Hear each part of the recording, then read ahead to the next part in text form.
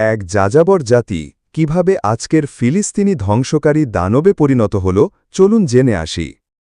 ইহুদি, খ্রিস্টান ও মুসলিম এই তিনটি ধর্মেরই জাতির পিতা ছিলেন হজরত ইব্রাহিম আলাইসাল্লাম।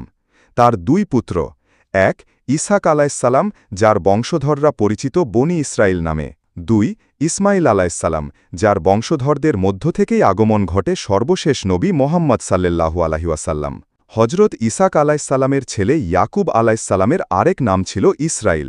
তার ১২ পুত্রের মধ্য থেকে বংশবিস্তার ঘটে, যাদের নিয়ে গঠিত হয় বনি ইসরায়েল। এই ১২ জনের মধ্যে একজন ছিলেন ইয়াহুদা। এই ইয়াহুদার বংশই সংখ্যায় বড় হয়ে উঠায় পুরো বংশ পরিচিতি পায় ইহুদি নামে। তবে মনে রাখুন, সব ইহুদি বংশধরই ইহুদি ধর্মাবলম্বী নয়, আবার সব ইহুদি ধর্মাবলম্বীও ইয়াহুদার বংশধর নয়। তাদের ইতিহাস শুরু হয় কেনান নামক স্থানে, যা বর্তমানে ফিলিস্তিন।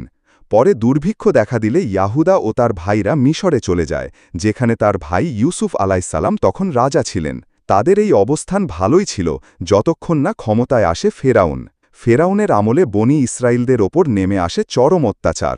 আল্লাহ তখন তাদের মুক্তির জন্য পাঠান হজরত মুসা আলাইসাল্লামকে এবং দেন তাওরাত কিতাব। মুসা আলাইসাল্লাম আল্লাহর সাহায্যে ফেরাউনকে নীল নদে ডুবিয়ে বনি ইসরায়েলদের মুক্ত করেন। কিন্তু এরপরই শুরু হয় আসল বিপর্যয়। মুসা আলাইসাল্লামের ওফাতের পর তারা আল্লাহকে ভুলে গিয়ে গরু পূজা ও অন্যায় কাজে লিপ্ত হয়। ধীরে ধীরে তাদের ভেতরে দ্বন্দ্ব ও ক্ষমতার লোভ তৈরি হয়। ফলে বাইরের জাতিগুলো সুযোগ নিয়ে তাদের বারবার দাসে পরিণত করে, নির্যাতন করে। এরপর আল্লাহ পাঠান দাউদ আলাইসাল্লাম ও তার পুত্র সুলাইমান আলাইসাল্লাম, যাদের শাসনে তারা কিছুটা শান্তি ও মর্যাদা ফিরে পায়। কিন্তু সুলাইমান আলাইসাল্লামের মৃত্যুর পর আবারও তারা শয়তান পূজা ও ধর্ম বিকৃতিতে জড়িয়ে পড়ে। তাদের ধর্মগুরুরা তাওরাতে নিজেদের সুবিধা মতো সংযোজন বিয়োজন করতে শুরু করে। তাদের বিকৃত দাবির মধ্যে অন্যতম, আল্লাহ ইসাক আলাইসাল্লামকে স্বপ্নে দেখিয়েছেন কেনান, ফিলিস্তিন তাদের প্রমিসড ল্যান্ড, সেটি তারা জয় করে নেবে। এই বিকৃত ভাবনার ওপর ভিত্তি করেই গড়ে ওঠে জেকবস ল্যাডার থিওরি। এরপর ইতিহাসের প্রতিটি অধ্যায়ে তারা শাস্তি পেয়ে এসেছে।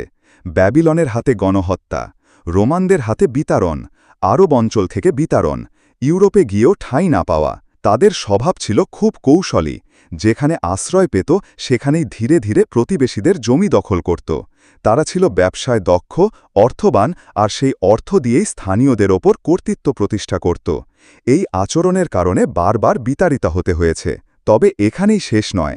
এই জাতি একসময় বুঝে ফেলে শিক্ষা ও অর্থই পারে সমাজকে নিয়ন্ত্রণে আনতে। তারা ধর্ম লুকিয়ে ইউরোপে শিক্ষা, ব্যবসা ও প্রযুক্তিতে অগ্রগতি অর্জন করতে থাকে। 18 শতকের শেষে থিওডর হার্জেল নামে একজন ইহুদি শুরু করেন জিওনিজম আন্দোলন, যার মূল লক্ষ্য ফিলিস্তিনে আবারও ইহুদি রাষ্ট্র প্রতিষ্ঠা। বিশ্বযুদ্ধের টার্নিং পয়েন্ট। প্রথম বিশ্বযুদ্ধের সময় যুক্তরাষ্ট্র অস্ত্র তৈরির কাঁচামাল গ্লিসারিন জার্মানি থেকে পাচ্ছিল না। তখন ইহুদি বিজ্ঞানী চাইম ওয়াইজম্যান বিকল্প হিসাবে অ্যাসিটোন আবিষ্কার করেন। যুদ্ধে বড় অবদান রাখার পর তিনি পুরস্কার হিসাবে ফিলিস্তিনকে ইহুদিদের জন্য বরাদ্দ করার দাবি করেন। এরপর আসে দ্বিতীয় বিশ্বযুদ্ধ। সেখানে ইহুদিদের ওপর হলোকাস্ট চালায় হিটলার।